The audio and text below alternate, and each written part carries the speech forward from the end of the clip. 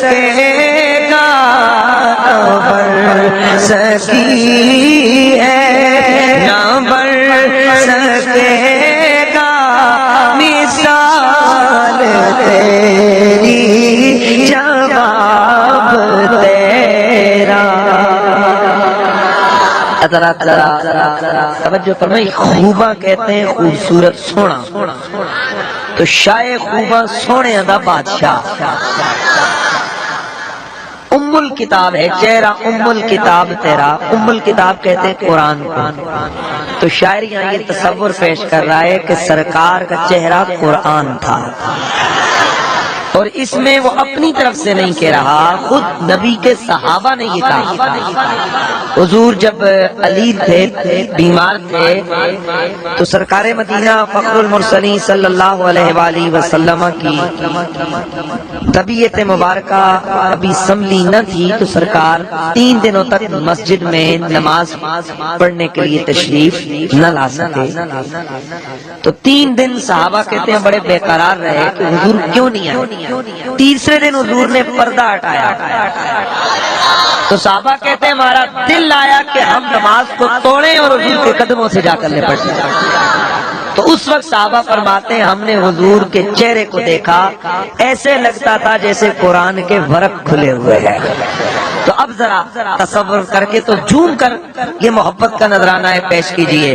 تو شاہ خوباں تو جانی جانا، تو شاہ خوباں تو جانی جانا ہے، چہرہ ام الکتاب تیرا، تو شاہ خوباں تو جانی جانا ہے، چہرہ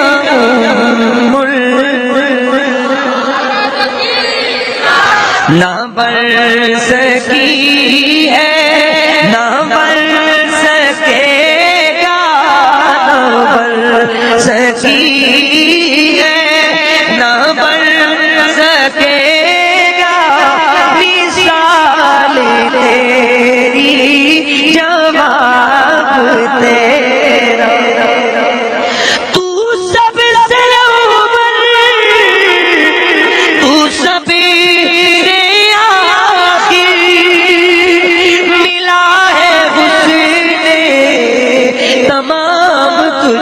کو ملا ہے حسن تمام تجھ کو، ہے عمر لاکھوں برس کی تیری، ہے عمر لاکھوں برس کی تیری، مگر ہے تازہ شباب تیرا، نہ بڑھ سکی ہے، نہ بڑھ سکے گا، نہ بڑھ سکی ہے،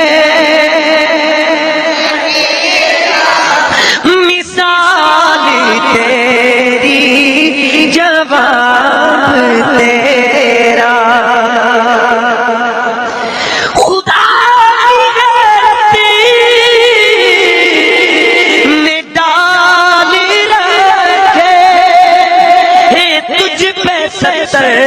ہزار پردے جہاں میں بل جاتے تور لاکھوں، جہاں میں بل جاتے تور لاکھوں، ٹوٹتا ایک بھی حجاب تیرا، نہ بڑھ سکی ہے، نہ بڑھ سکے گا مثال تیری جواب تیرا۔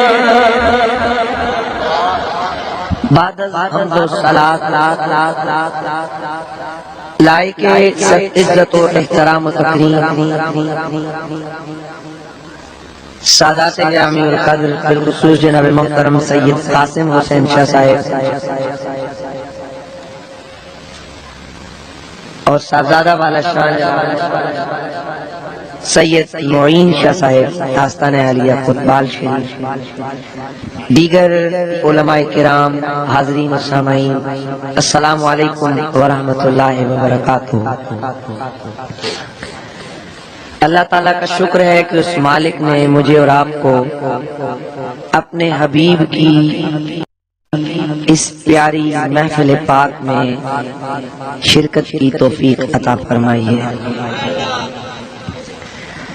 حضرات، ہمارے پیارے آقا سرور کون و مکان صلی اللہ علیہ وآلہ وسلم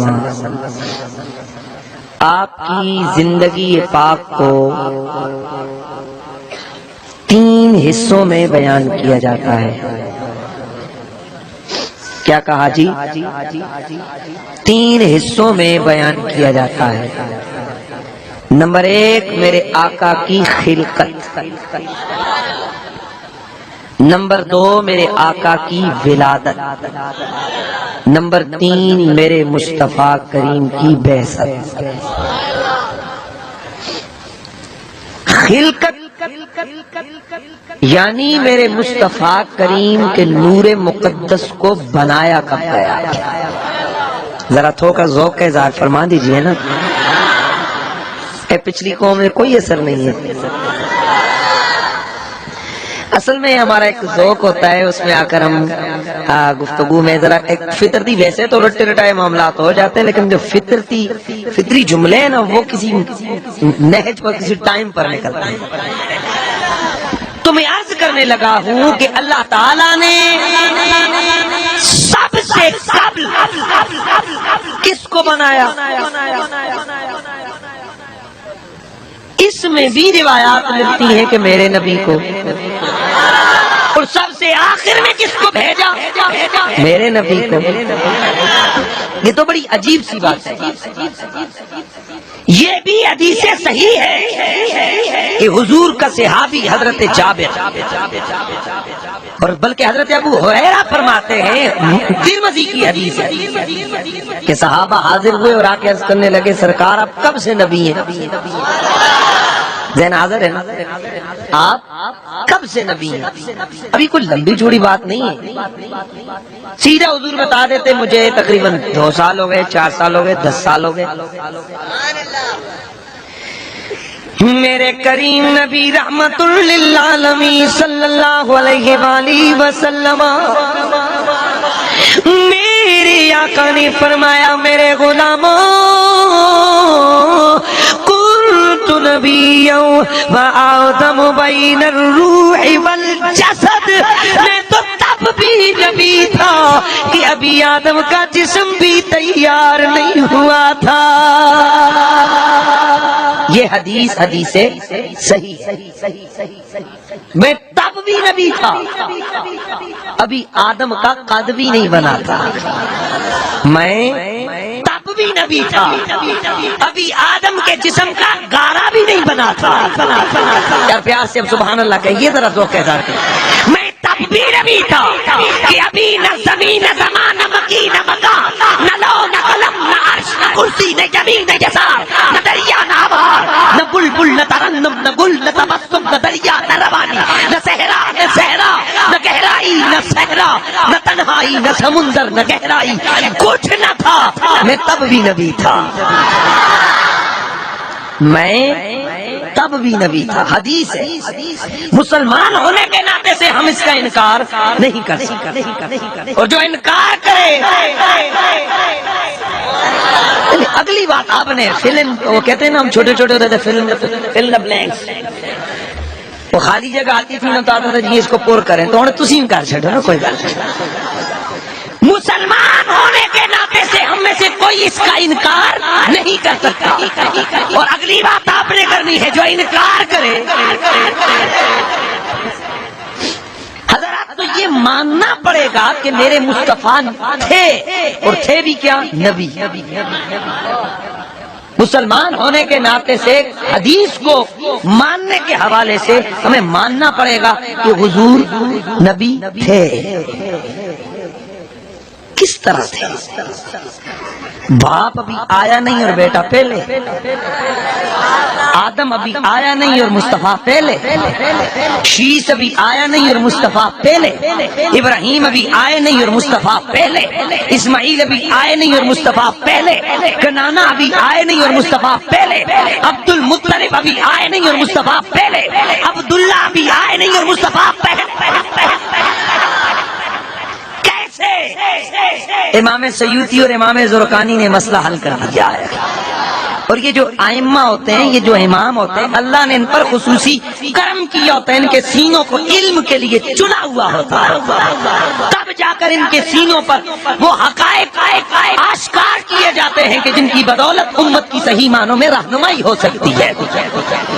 اب میں نے پوچھا امام زرقانی آپ بتاؤ، جب میرے مصطفیٰ کے والدین نہیں تھے، میری آقا کی جد نہیں تھی، سیدنا آدم علیہ السلام نہیں تھے، تو پھر میرے مصطفیٰ کیسے موجود تھے؟ فرمایا یہی تو سمجھ جاؤ، ایک نبی کی خلقت ہے، ایک نبی کی ولادت ہے، ایک نبی کی بعثت ہے۔ خلقت میں مصطفیٰ کائنات کی پہلی مخلوق ہے۔ خلقت میں حضور بولیے سب سے پہلے، پہلی مخلوق ہے میرے آقا، سب سے پہلے، آپ سے پہلے کوئی ہے ہی نہیں، آپ سے پہلے کوئی ہے ہی نہیں۔ اب ابھی تک مسئلہ یہاں پر الجھا ہوا ہے کہ حضور سب سے پہلے ہیں، تو پھر جب آدم نہیں تو پھر ہوئے کیسے؟ امام زرقانی نے حدیث جابر کو لا کر یہ مسئلہ بھی حل کر دیا ہے۔ حضرت جابر آ کر یہی سوال کرتے ہیں، اخبرنی سونے سانو ہی تے خبر دس کر۔ اچھا یہ وہ روایات ہیں جو آپ اکثر سنتے ہیں، یہی وہ برکات ہیں سرکار کے میلاد کی کہ نور والوں کو نور کی باتیں سننے کا اکثر نورانی موقع ملتا رہتا ہے۔ جناب حضرت سیدنا جابر میرے مصطفیٰ کریم کی بارگاہ بیکس پناہ میں حاضر ہوئے، عرض کرنے لگے اخبرنی عن اول شیء خلقه اللہ تعالی قبل الاشیاء۔ یا رسول اللہ، آقا جی سب سے پہلے مجھے یہ خبر دیجئے اللہ نے کائنات میں کس چیز کو پیدا فرمایا ہے؟ میرے نبی نے یہ نہیں فرمایا جابر مجھے علم نہیں ہے کہ اول میں کیا ہوا ہے، مجھے پتا نہیں ہے کہ آخر میں کیا ہوگا، نانا، بلکہ میرے مدنی نے فرمایا او میرے جابر ان اللہ تعالی قد خلق قبل الاشیاء نور نبیک من نورہ۔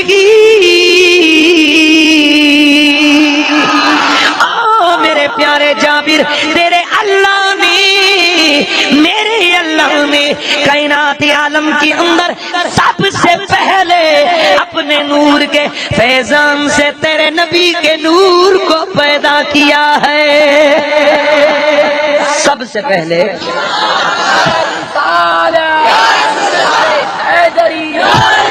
سب سے پہلے تیرے نبی کے نور کو پیدا کیا گیا۔ اور اے جابر یہ تب کی بات ہے، لم یکن فی ذالک الوقت لوح ولا قلم ولا جن ولا نار ولا شمس ولا قمر لا جن ولا انسی۔ اے جابر یہ تب کی بات ہے جب نہ لوح تھی، نہ قلم، نہ جن، نہ انسان، نہ عرش، نہ کرسی، نہ زمین، نہ آسمان، نہ جنت، نہ دوزخ، کچھ بھی نہ تھا۔ تب تیرے پروردگار نے تیرے نبی کے نور کو اپنے نور سے پیدا فرمایا ہے۔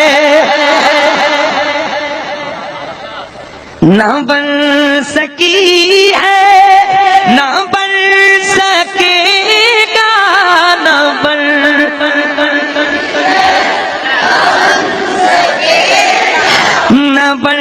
سکی ہے، نہ بن سکے گا مثال تیری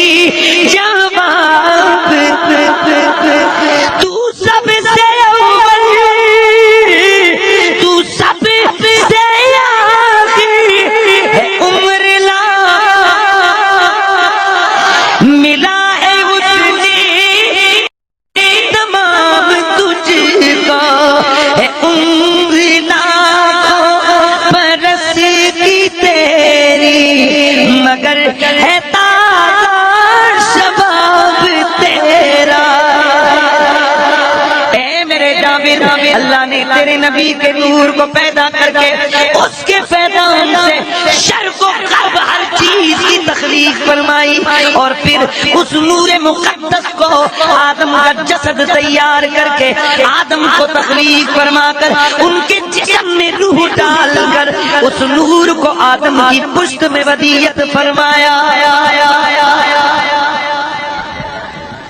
ابھی خلقت کی بات کر رہا ہوں، جبکہ اللہ تعالیٰ قرآن مجید میں جو میں نے آیہ مقدسہ پڑھی ہے، اللہ اس میں کہتا ہے فَإِنَّكَ بِأَعْيُنِنَا، بلکہ اس سے پہلے اللہ تعالیٰ فرماتا ہے الَّذِي يَرَاكَ حِينَ تَقُومُ وَتَقَلُّبَكَ فِي السَّاجِدِينَ۔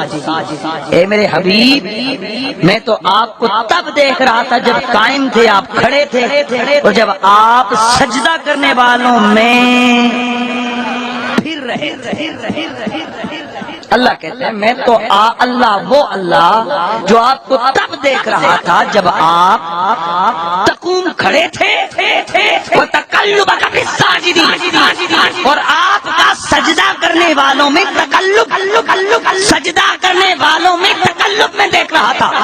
امام قاضی ثناء اللہ پانی پتی مدری آپ فرماتے اس سے مراد یہ ہے کہ اللہ تعالیٰ کو یہ کہہ رہا ہے حبیب جب تو عالم ارواح میں تھا،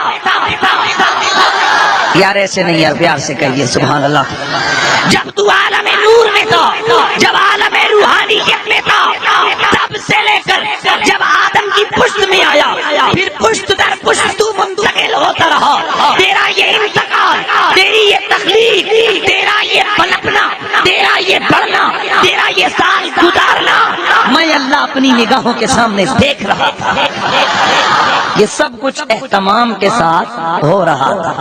ہے عمر لاکھوں برس کی تیری، ہے عمر لاکھوں برس کی تیری، مگر ہے تازہ شباب تیرا، نہ مر سکی ہے نہ مر سکے گا مثال تیری جواب۔ میرے سونے نبی نے مدنی نبیوں کے امام نے فرمایا لوگوں میرا وہ نور جسے اللہ نے سب سے پہلے تخلیق فرمایا، جس کی بابت میرا رب فرماتا ہے تب بھی میری نظریں میرے سونے مدنی تجھ پر لگی تھی۔ میری آقا فرماتے ثم لم ينقلني الله تعالى إلا من أصلاب الطاهرات إلى أرحام الطاهرات، پھر رب کبیر نے مجھے پاک باپوں سے آدم کی پشت سے لے کر عبداللہ کی پشت تک پاک باپوں سے پاک ماں کے رحموں میں منتقل فرمایا۔ یا ایک بات ذہن میں رکھیں کہ ہمارا یہ عقیدہ ہے کہ یہ کل کائنات کا مقصود میرا نبی ہے۔ کیا کہا میں نے؟ مقصود کائنات میرا مصطفیٰ ہے، یعنی کائنات بنانے کا مقصد میرے رسول کی ذات ہے۔ تھکے نہیں بولو گے یار، پیار سے سنیے۔ ایک ویسے میں مثال دیتا ہوں، ماشاءاللہ ملک اظہر صاحب ہر سال بڑے پیار سے محفل کا انعقاد کرتے ہیں۔ اظہر صاحب آپ اپنے گھر میں بلائیں، مثال دے رہا ہوں، خصوصی اہتمام کو مثال دے رہا ہوں کہ جی گولڑے والے پیر مہر علی شاہ صاحب آ رہے ہیں، یہ مثال ہے نا، تو مثال تو کوئی بھی ہو سکتی ہے۔ ساری محفل سجی جی کون آ رہے؟ گولڑے والا مہر علی آ رہا ہے۔ تو اظہر صاحب مجھے یہ بتائیں آپ کی محفل کا مقصود کون ہوگا؟ گولڑے والے پیر؟ سارے لوگوں کو آپ نے بلایا استقبال کے لیے آؤ بھائی، دیکھنے کے لیے آؤ بھائی، زیارت کے لیے آؤ بھائی، سننے کے لیے آؤ بھائی۔ تو اب ذرا مجھے آپ لوگ جواب دو، ملک اظہر صاحب آپ لوگوں کو کھلائیں اعلیٰ برتنوں میں، توجہ ہے، آپ لوگوں کو کھلائیں اعلیٰ برتنوں میں اچھا کھانا، بہترین کھانا، تو عقل کا تقاضا کیا ہے کہ میرے لیے سب کو آپ سے گھٹیا برتن میں کھلانا چاہیے یا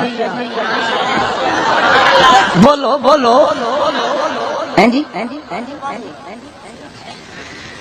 او بھائی ان کا مقصد اور ان کا دماغ تو یہ ہوگا کہ جو چادر کبھی پہلے بچھی نہیں ان کے قدموں تلے بچھاؤ، جس پلیٹ میں کسی نے کھایا نہیں اس میں پہلے نمبر پہ انہیں کھلاؤ، جو کھانا اس سے پہلے میرے گھر میں پکا نہیں پہلے پکا کر ان کے آگے پیش کروں، اس لیے کہ مقصود محفل وہی ہے، مطلوب محفل وہی ہے، تو ذرا سمجھو، غور کرو، کائنات عالم میں اللہ کی اس مخلوق کے پیدا کرنے میں مقصود کائنات میرا نبی ہے، مطلوب کائنات کیا تسی ایک چکائی چھڑے یار یقین کرو، مقصود کائنات میرا نبی ہے، مطلوب کائنات میرا نبی ہے، تو ذرا غور کرو، یوں ماننا پڑے گا آدم بنا محمد کے صدقے، موسیٰ بنا محمد کے صدقے، عیسیٰ بنا محمد کے صدقے،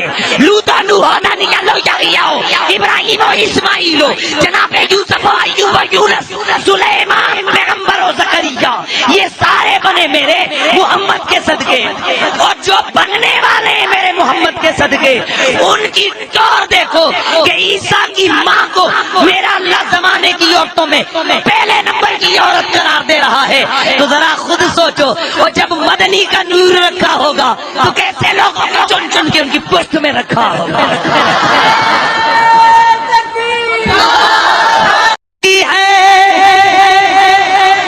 نہ بن سکے گا نہ بن سکی ہے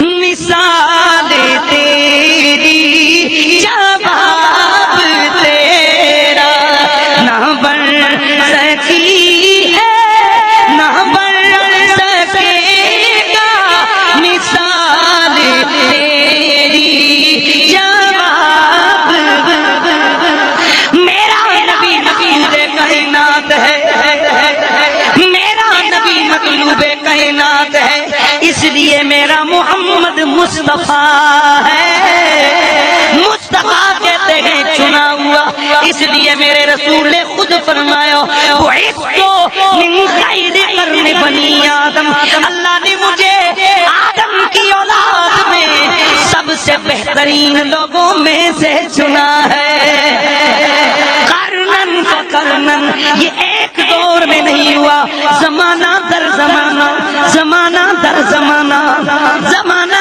در زمانہ، پشت در پشت، نسب در نسب، انتقال در انتقال، میں عام لوگوں کی پشت میں نہیں گیا، خیر قرن قرنن فقرنن، قرنن فقرنن، میں ہر دور میں اچھے لوگوں میں منتقل ہوتا رہا، چنے ہوئے لوگوں میں منتقل ہوتا رہا، یہاں تک کہ میں اب جہاں ہوں میں پہنچا، تو صاحب میرے نبی کی نسبت سے امت چن لی گئی، میرے نبی کی نسبت سے زمانہ چن لیا گیا، میرے رسول کی نسبت سے خاندان چن لیا گیا، میرے رسول کی نسبت سے قبیلہ چن لیا گیا، میرے رسول کی نسبت سے پوری جات چن لی گئی، اس لیے ہمارا عقیدہ ہے جیسے میرا نبی بے مثال ہے ویسے میرے نبی کا نسب بے مثال ہے۔ اچھا اب یہ تو تھوڑا ہو گیا نا تخلیق کی بات، ہر دور میں پاک باپوں میں منتقل ہوں، یا میں چاہتا ہوں کہ کچھ آج کل کے دور میں حضور کی والدہ ماجدہ اور والد گرامی کے بارے میں عجیب عجیب لوگوں کے نظریات اور عقائد، تھوڑا ان کے بارے میں وضاحت کر دی جائے کہ میں اور آپ کبھی بھی اگر ہیرا رکھنا ہو نا تو گندے توبڑے اور گندے تھیلے میں نہیں ڈالتے، اس کے لیے چن کر ہماری عقل کہتی ہے سونی سی ڈبی ہو جس میں ہیرا ڈالے. اور میں اکثر مثال دیتا ہوں کہ کبھی کوئلہ ڈالنا ہو نا تو اس کو سفید جھولی میں نہیں ڈالتے، اس کو کسی گندے شاپر میں یا گندے ترابڑے میں ڈالتے ہیں، اس لیے کہ اس کا مقام وہ ہے اور ہیرے کا مقام یہ ہے. تو ذرا خود غور کرو، جب تجھے اور مجھے اتنی عقل ہے کہ ہم گندے برتن میں دودھ نہیں ڈالتے، ہم گندے تروڑے میں، گندے تابڑ میں ہم جناب کوئی ہیرا نہیں ڈالتے، تو ذرا خود سوچو میرے رب نے جب نور محمد کو کسی پشت میں یا رحم میں ڈالا ہوگا اس کو کتنا صاف کیا ہوگا. اللہ اکبر. میں یہاں تھوڑا سا رک کر نبی کی ماں کی بارگاہ میں نذرانہ پیش کرنے لگا. نبی کی ماں کی خدمت میں، نبی کی ماں کے بارے میں، حضور کی والدہ کی بارگاہ میں کچھ نذرانہ عرض کرنے لگا ہوں. میرے نبی کی امی سیدہ آمنہ، بس ان کی شان کے لیے دو باتیں، دو تین نقلی چیزیں، وہ بھی قرآن سے. آئیے کہ اللہ کے پیارے پیغمبر جناب حضرت سیدنا موسیٰ آپ کے لیے ساگوان کی لکڑی کا ایک صندوق تیار کیا گیا، 3 گز چوڑا 3 گز لمبا صندوق جس کو تابوت سکینہ کہتے ہیں. جناب موسیٰ اس صندوق کے اندر تورات رکھا کرتے. جب آپ کا وصال ہو گیا تو جو بھی اہل کتاب تھے، جو بنی اسرائیل تھے، انہوں نے اس تابوت کے اندر جناب موسیٰ کا امامہ تبرک کے طور پہ رکھا. پیار سے جناب موسیٰ کے جوتے اس تبرک کے طور پہ اس صندوق میں ڈال لیے. جناب حضرت ہارون علیہ السلام کا امامہ، جناب حضرت موسیٰ کا عصا اس تابوت کے اندر، اس صندوق کے اندر ڈال کے اس کو بطور تبرک کے رکھ لیا. جب کبھی مشکل پڑتی بنی اسرائیل پر، یہ تابوت سکینہ کو لے کر فوجوں کے سامنے، دشمن کی فوجوں کے سامنے کھڑے ہو جاتے. جیسے ہی دشمن اس تابوت سکینہ کو دیکھتا، تبرک کو دیکھتا، تبرک کو دیکھتا، تبرک کو دیکھتا، دشمن بھاگ جاتا، بنی اسرائیل کو فتح مل جاتی. لیکن بنی اسرائیل آئے روز سرکشی میں مبتلا ہو گئے. عمالقہ کے ذریعے اللہ نے بنی اسرائیل کو سزا دینا چاہیے تو بنی عمالقہ آئے، انہوں نے آ کر اس تابوت کو چھین لیا، بنی اسرائیل کو مغلوب کر لیا. تابوت کو جا کر انہوں نے گندگی کے ڈھیر پہ معاذ اللہ جا کر ڈال لیا، جس کے سبب سے ان عمالقہ کی قوم کی 5 بستیوں کو اللہ نے تباہ کر لیا. توجہ ہے، میں یہیں سے دلیل دوں گا انشاءاللہ طبیعت خوش ہو جائے گی. نے بنی اسرائیل کو اپنے زیر نگی رکھا، لیکن جب اللہ کریم کو جب بنی اسرائیل کی حالت زار پر رحم آیا تو اس وقت کے نبی کی طرف پیغام آیا، اے نبی اس طالوت کو اپنا بادشاہ بنا لیا جائے. بنی اسرائیل نے کہا اس زمانے کے نبی سے کہ ہم اس کو کیسے بادشاہ مانے، اس کے پاس دولت پیسہ نہیں ہے. اللہ کی طرف سے پیغام آیا،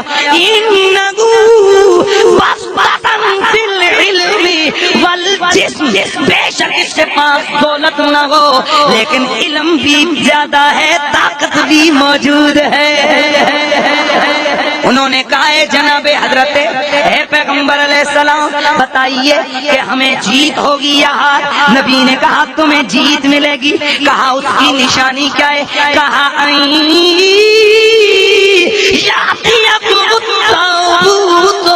فیہ سکینۃ من ربکم وبقیۃ مما ترک آل موسیٰ وآل ہارون تحملہ الملائکہ. اے پیغمبر بنی اسرائیل سے کہہ دو کہ وہ تابوت آئے گا، وہ تابوت سکینہ آئے گا، اس تابوت کو فرشتے اپنے سروں پہ اٹھا کر لائیں گے. اب سب لوگوں کا ذہن حاضر ہے جی؟ کون آئے گا؟ بس ابھی میں تھوڑا سا نقطہ کر رہا ہوں بھائی، سکے ہوں دوڑے دوڑے تو نہیں ہونے چاہیے نا، بیچ میں کچھ مسائل بھی تو ہونے چاہیے. کون آئے گا؟ لائے گا.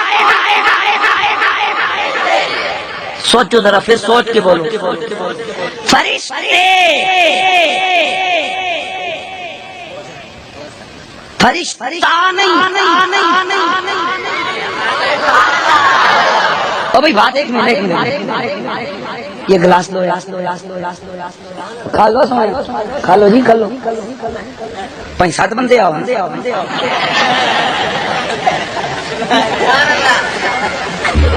آپ کو نہیں سمجھ آئی؟ تو بھائی ایک گلاس ہے تو گلاس اٹھانے کے لیے پورا آدھا مجموع کیا آئے گا؟ گلاس ایک بندہ اٹھا سکتا ہے تو ایک ہی رہے. میں کہتا ہوں یہ تکیہ لاؤ تو ایک ہی رہے گا کیونکہ اٹھا سکتا ہے. تو اب رب کا فرشتہ تگڑا کتنا ہوتا ہے؟ پورے پہاڑ کو اٹھا کر الٹ سکتا ہے. سبحان اللہ کی آواز زور سے لگائی. اتنا طاقتور فرشتہ ہوتا ہے، اگر چاہے تو پہاڑوں کو الٹ پلٹ کے رکھ دے. ایک فرشتے کی اتنی طاقت ہے تو اے اللہ، کیا یہ تابوت ایک فرشتہ نہیں لا سکتا تھا؟ بھائی سمجھ رہی ہے؟ بھائی ایک فرشتہ بھی تو لا سکتا تھا نا. تو اللہ نے کہا فرشتوں تم جاؤ،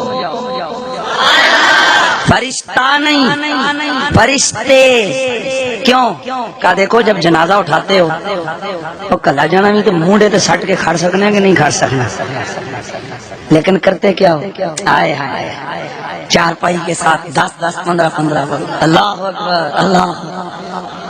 ایسا کیوں ہوتا ہے؟ فرمایا یہ میرے بندے کی عزت ہے. بے شک اس کو ایک بھی اپنے کندھے پہ اٹھا کر قبر میں جا کے ڈال سکتا ہے، لیکن چار طرف سے 4 بندے اٹھاؤ. اور رسول نے اس کی اہمیت و فضیلت کتنی بیان کی. فرمایا جو جنازہ اٹھا کے ایک قدم چلے گا، ایک کبیرہ گناہ معاف. 40 قدم چلے گا، 40 کبیرہ گناہ معاف فرما دیے جائیں. کتنے؟ 40. تھوڑا ماسٹر ساؤنڈ ہو یا ماسٹر دو. کتنے بولیے؟ 40 قدم اگر کوئی جنازہ اٹھا کے چلتا ہے اس کے 40 گناہ معاف ہوتا ہے. تو اکیلا بھی تو اٹھا کے چل سکتا ہے، لیکن کہا نہیں اس کو پکڑ کے نا 4 طرف سے جاؤ، پتا چلے کوئی بندہ آ رہا ہے. اے میرے اللہ، اس تابوت کو تیرا ایک مقدس فرشتہ اٹھا کر لا سکتا تھا، یہ فرشتوں کو کیوں کہا گیا؟ فرمایا تاکہ پتا چل جائے کہ اٹھانے کی طرف اگر معاملہ ہوتا تو ایک فرشتہ بھی اٹھا کر لا سکتا تھا، لیکن میں نے فرشتوں کو حکم دیا کہ اپنے سروں پر ڈولی کی طرح اٹھا کے لے جاؤ تاکہ 14ویں صدی والوں کو پتا چل جائے کہ تبرک کا ادب کرنا شرک و بدعت نہیں ہے، فرشتوں کی سنت ہے.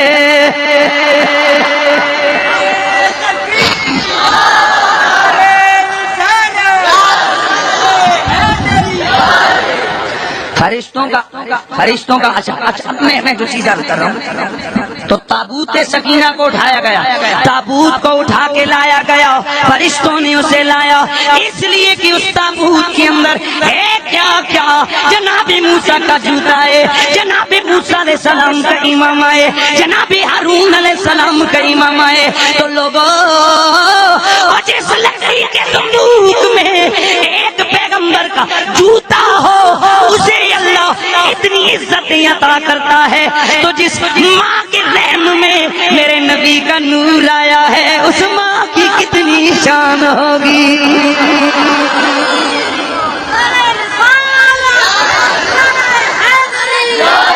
تو شاہ خوباں تو جانے جانا، تو شاہ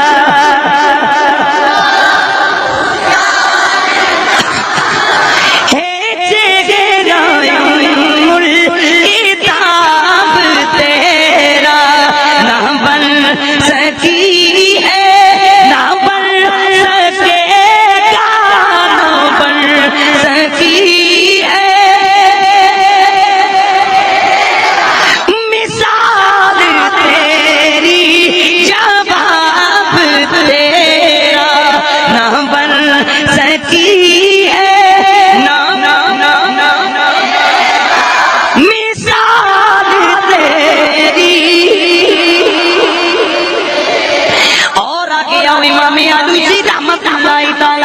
آپ تفسیر روح المعانی کے اندر 10ویں جلد کے اندر آپ فرماتے ہیں کہ 10 جانور جنت میں جائیں گے.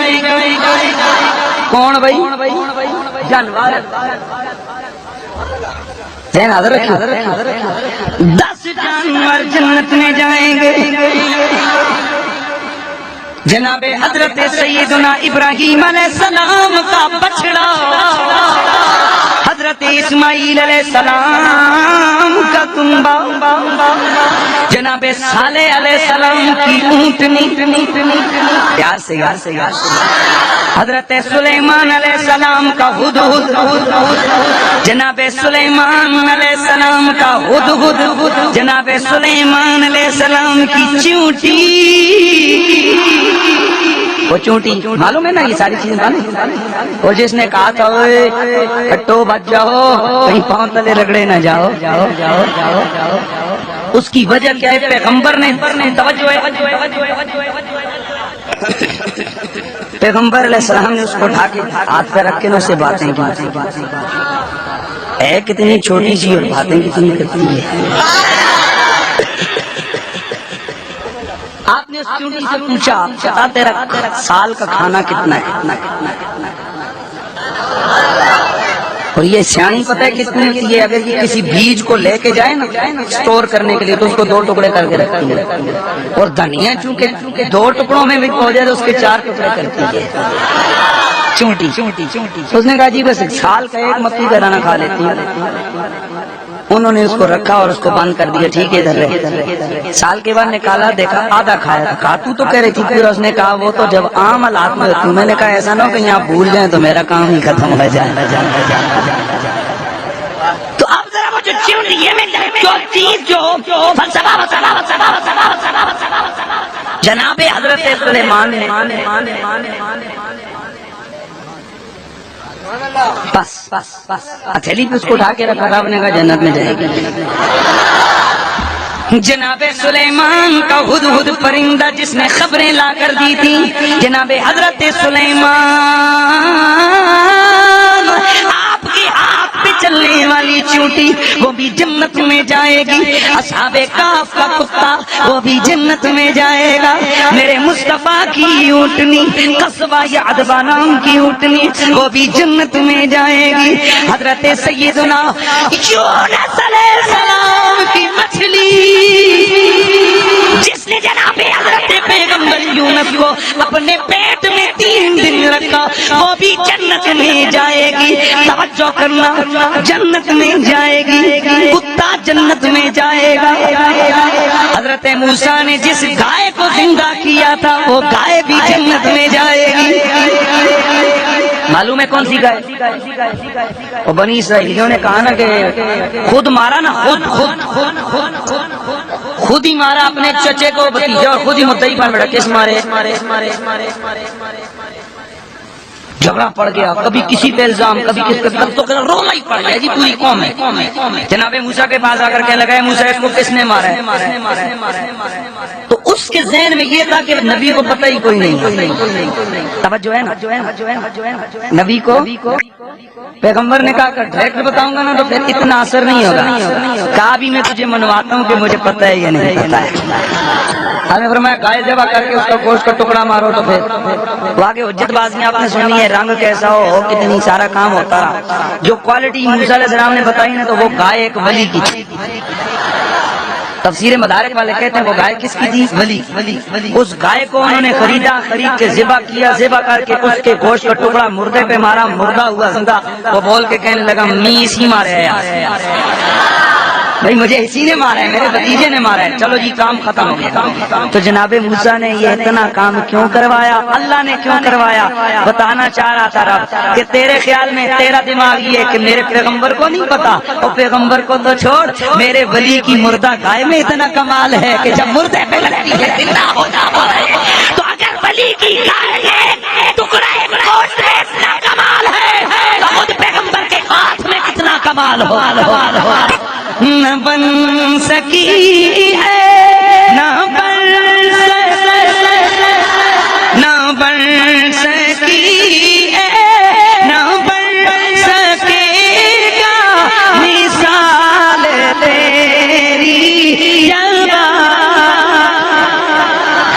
جناب موسیٰ کی گائے جنت میں، جناب یونس کی مچھلی جنت میں، جناب سلیمان کا پرندہ جنت میں، جناب حضرت سلیمان کی چونٹی جنت میں، جناب ابراہیم کا بچڑا بولو یا جنت میں، جناب اسماعیل کا دمبا جنت میں، جناب سلیمان کی مچھلی جنت میں، اس لیے کہ اس مچھلی نے پیغمبر کو 3 دن اپنے پیٹ میں رکھا، تو لوگوں جو مچھلی ہے پیغمبر کو 3 دن پیٹ میں رکھے اس کی کتنی شان ہے، تو جس آمنہ نے میرے نبی کو 9 مہینے اپنے بدن میں پالا گئے اس نبی کی ماں کی کتنی شان نہ بن سکی ہے، نہ بن پیار سے آواز آئے، نہ بن سکی ہے، نہ بن سکے گا مثال تیری، نبی کی بطن اطہر میں میرے مصطفیٰ کا نور آیا۔ اب میں آگے سرکار کا میلاد محبت سے پڑھنے لگا، اور میلاد کا محافل کا مقصد یہ ہوتا ہے کہ مصطفیٰ کی آمدوں کا پیار سے تذکرہ کیا جائے۔ نبی کی والدہ کے بطن اطہر میں میرے مصطفیٰ کا نور آیا، اس نور نے آ کر سیدہ کے مقدر و نصیب کو اتنا چمکا دیا کہ خود نبی کی امی فرماتی ہے کہ ہر طرف جب میں گزرتی تو پتھر بھی مجھے سلام کر کے کہتے امی، نبی کی امی تجھے سلام ہو۔ یہ الگ بات ہے کہ اس پتھر کو کیسے پتہ چل گیا، یار یہ دماغ کو استعمال کر، پتھر ہے بے جانے اس کو کتنا شعور آ گئی یہ کون ہے، نبی کی ماں ہے۔ تو اب کوئی پتھر سے پوچھے پتھر تو بے عقل ہے، سب کچھ ہے، یہ کیا ہے سلام؟ اور درندے چرند پرند یہ ان کے سامنے سر کو جھکا لیتے، نبی کی امی سر جھکا لیتے، نبی کی امی سلام ہو، نبی کی امی سلام۔ اب پوچھے کہ جانوروں کو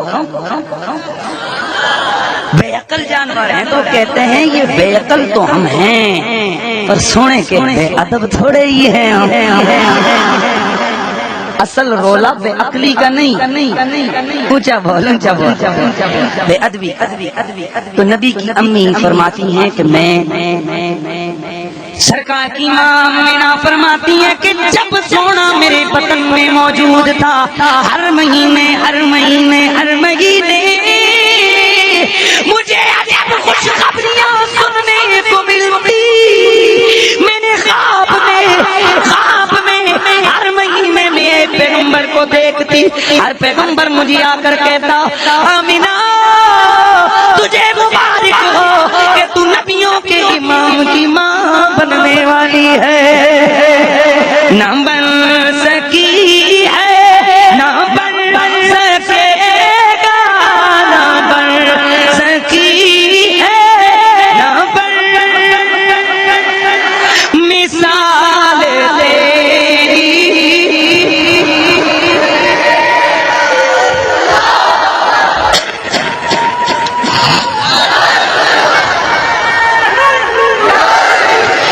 اللہ میرے مصطفیٰ کریم کی والدہ فرماتی ہے جب میرا سونا مدنی نامہ گزارنے کے بعد جب ان کی آمد کی گھڑیاں قریب آئیں، ان کی آمد کی گھڑیاں قریب آئیں تو سیدہ فرماتی ہیں کہ میرا رنگ بدل گیا، میرے گھر کی کل کائنات بدل گئی۔ فرماتی ہے کہ میں کیا دیکھتی ہوں کہ میرے گھر کے اندر عجب مخلوق کا آنا جانا لگ گیا، 12ویں رات آ گئی، سحری کا وقت آ گیا۔ فرماتی ہے کچھ مجھے فکر لاحق ہوئی کہ میرے گھر میں کوئی ایسی عورت موجود نہیں ہے کہ جو میرے ساتھ سہارا بن سکے اس گھڑی کے اندر۔ فرماتی ہے میں نے حسین صورت والی کچھ عورتوں کو کھڑے دیکھا، میں نے پوچھا تم کون ہو؟ سنتی آمنہ میں جنت کی حوروں کی ملکہ ہوں کہ میں محمد عربی کے استقبال کے لیے آئی ہوں نہ بن سکی ہے پیار سے آواز آئے نہ بن سکی ہے نہ بن سکے گا نہ بن سکی ہے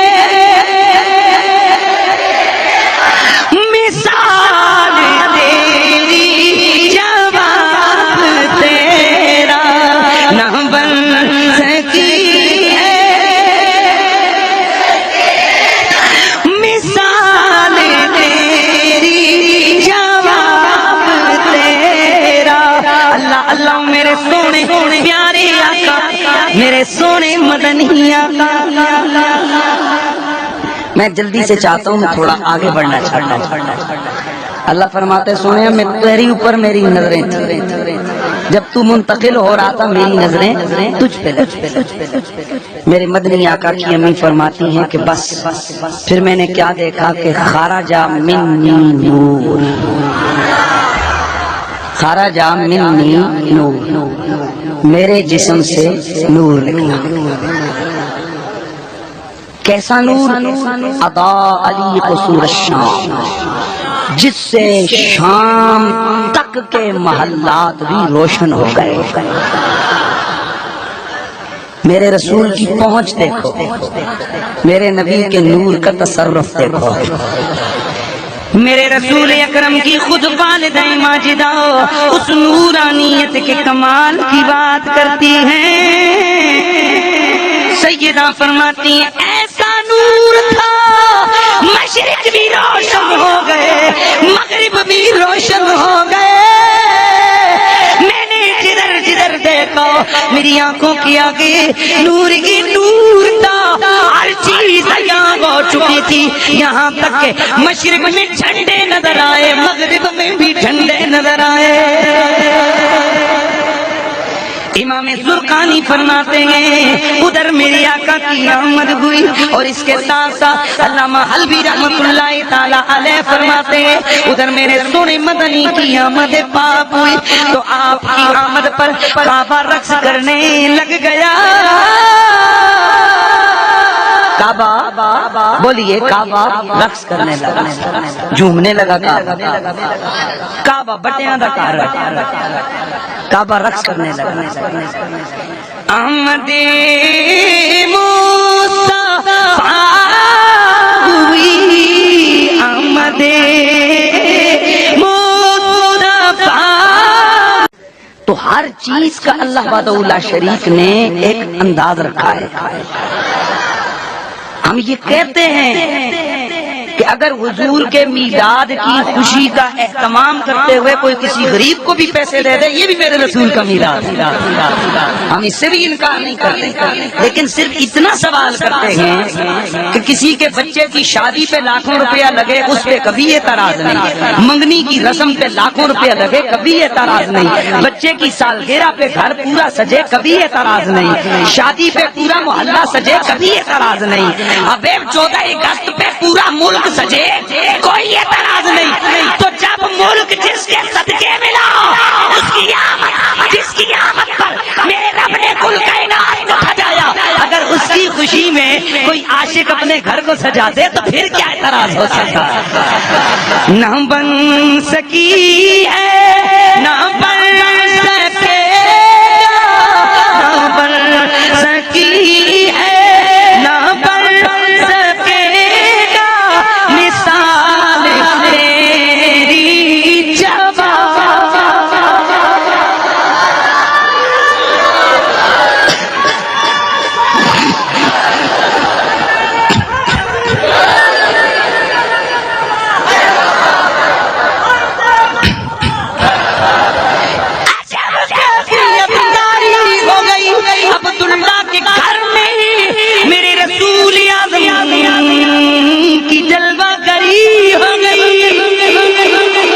نبیوں کے امام کی آمد ہو گئی تو آسمان کی حوریں بھی پڑھنے لگیں فجاء محمد سراجا منیرا فصلوا علیہ کثیرا کثیرا فصلوا علیہ کثیرا کثیرا۔ اب نبی کی والدہ جو عجائب ہے نا وہ فرماتی ہیں کہ جب میرا لال یہ میں اکثر سنا دیے آپ کو، چلیں محبت کے لیے سنا دیتا ہوں، مگر یہ چیز میں نے سنا دی ہے، میں تھوڑا آگے بڑھنا چاہتا ہوں۔ سرکار کی امی فرماتی ہیں جب میرا محمد دنیا میں آیا میں نے اپنی نگاہوں کو اس پہ مرکوز فرمایا کہ میں دیکھوں تو صحیح کہ سونا کیسا نظر آ رہا ہے۔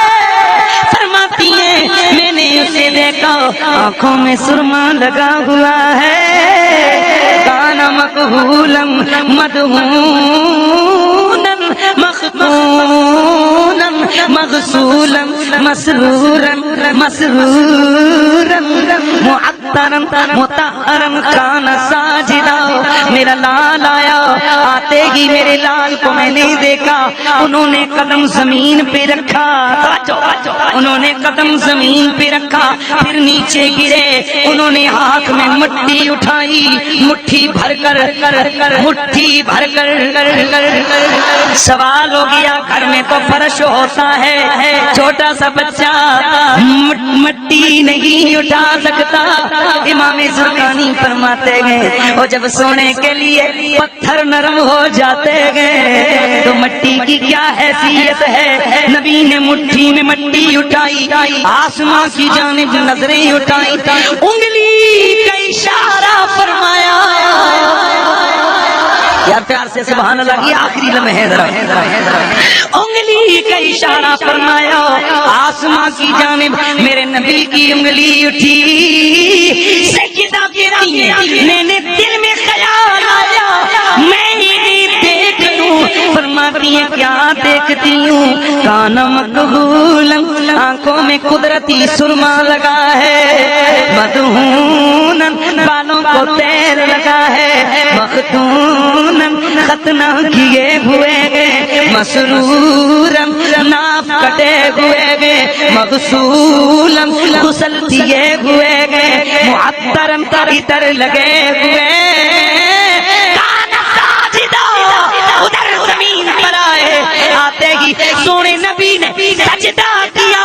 فرماتی ہے پھر میرے کانوں میں آواز آئی، اللہم رب سلم امتی امتی، پروردگار میری امت کو سلامت رکھنا، میری امت کو سلامت رکھنا۔ نہ بن سکی ہے یار، ابھی تک یاد نہیں ہوا، نہ بن سکی ہے، نہ بن سکے، نہ بن سکی ہے مثال تیری، جواب تیرا نہ بن سکی مثال تیری۔ اب ایک چیز میں عرض کر رہا ہوں، امام حلوی رحمۃ اللہ تعالیٰ فرماتے ہیں کہ حضور کی آمد سے قبل دہاڑے کے رات بولو روز دہاڑے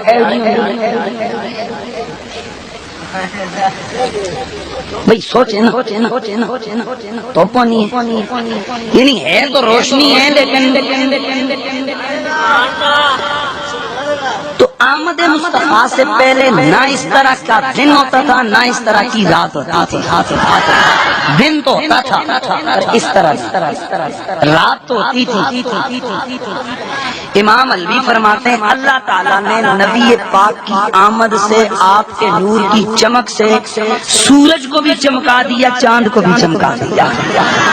یعنی یہ جو آج آپ کو یہ چاند کا حسن دوبالا، یعنی چاندنی رات اگر ہو تو کتنا دور سے بھی بندہ نظر آ جاتا ہے، اور اگر دن کو دیکھیں آپ مثلا ہے تو اب بھی دن نہیں، تو جب پہلے زمانوں میں پہلے وقتوں میں دن ہوتا تو اس طرح کی دھوپ نہیں ہوتی۔ حضور کی آمد ہوئی، اللہ نے سورج اور چاند کو بھی نور عطا فرما دیا۔ اچھا اب سیدہ فرماتی ہیں کہ جب میرا محمد آیا تو عرب کے دستور کے مطابق وہ جب بچہ پیدا ہوتا تو جس طرح ہوتے ہیں نا رواج ہوتے ہیں، تو وہ بچے کے اوپر ہنڈیا رکھتے، کیا رکھتے تھے؟ ہنڈی سمجھ ان کا کوئی رواج تھا، ہنڈیا رکھتے۔ ادھر میرے مصطفیٰ کے اوپر جب ہنڈیا کو رکھا گیا، سیدہ فرماتی یوں لگا جیسے کسی نے اس کو کرچی کرچی کر دیا ہے۔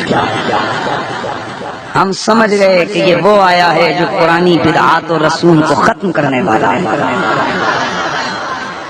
حضور کی آمد ہوئی، سرما لگا ہوا، غسل دیے ہوئے، اور اتنا شعور لے کے آئے کہ امت کی بھی خبر ہے کہ میری امت بھی ہے اور میں نے اس کو بخشوانا ہے۔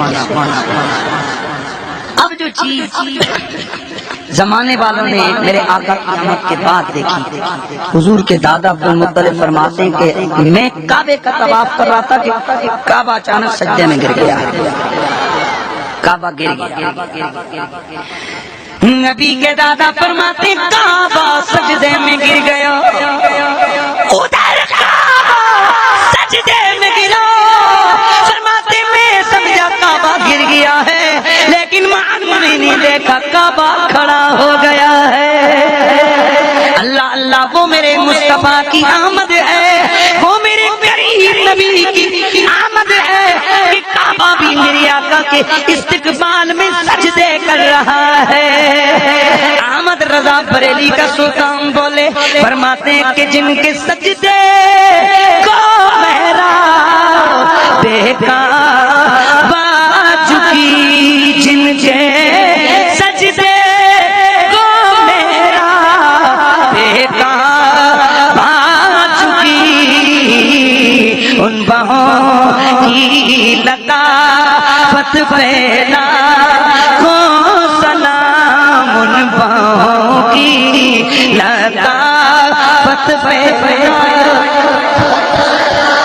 اب حضور کی ولادت باسعادت تو یہ ہے میرے نبی کی ولادت، پہلی تھی میرے آقا کی خلقت، دوسری ہے میرے نبی کی ولادت، میرے آقا کی پیدائش۔ تو میرا نبی خلقت میں بھی بے مثال، میرا نبی ولادت میں بھی بے مثال۔ تو یہ ہے وہ ولادت کہ جس کی خوشیاں ہم کر رہے ہیں کہ اگر حضور نہ آتے تو کائنات عالم کو اللہ وجود عطا نہ فرماتا۔ اس حوالے سے جب تک عالم ارواح میں اور ولادت کے قبل تھے تو میرے آقا نور تھے، جب آمد ہوئی تو میرے آقا کی بشریت کا ظہور ہوا، اور جب تک دنیا میں قائم رہے میرے مصطفیٰ کی بشریت رہی۔ اب بھی میرے آقا، یاد رکھو ہمارا عقیدہ ہے، نور بھی ہے اور ہمارے مصطفیٰ بشر بھی ہیں، لیکن ان کی نورانیت وہ نورانیت ہے کہ مخلوق میں سب سے افضل نور ان کا ہے، اور آپ کی بشریت وہ بشریت ہے کہ تمام انسانوں میں سے آپ کی بشریت بے مثلو بے مثال۔ اللہ اکبر۔ یہ جو ہم سرکار کے میلاد کی خوشی کا اہتمام کرتے ہیں تو یہ کچھ لوگوں کے ذہن میں یہ مطعون ہے، اس پہ وہ تانا دیتے ہیں کہ یہ کیوں کرتے ہیں، یہ تانا ملتا ہے کہ ایسا آپ کیوں کرتے ہیں۔ لیکن میرے مصطفیٰ کے صحابہ سے اگر یہ چیز ثابت ہو جائے، ایک بات ذرا میں عرض کرنا چاہ رہا ہوں کہ آج دن کوئی میرے صاحب نے مجھ سے سوال کیا کہ اس نے سوال کیا کہ بتائیں یہ کہ آپ رفع دین کیوں نہیں کرتے؟ میں نے کہا ہمارے نبی نے منع کر دیا، نماز میں ہمارے نبی نے منع کر دیا، ہم نہیں کرتے۔ اگر نبی نے منع نہ کیا ہوتا تو بھائی ہمیں کوئی دیر تو لگتی نہیں۔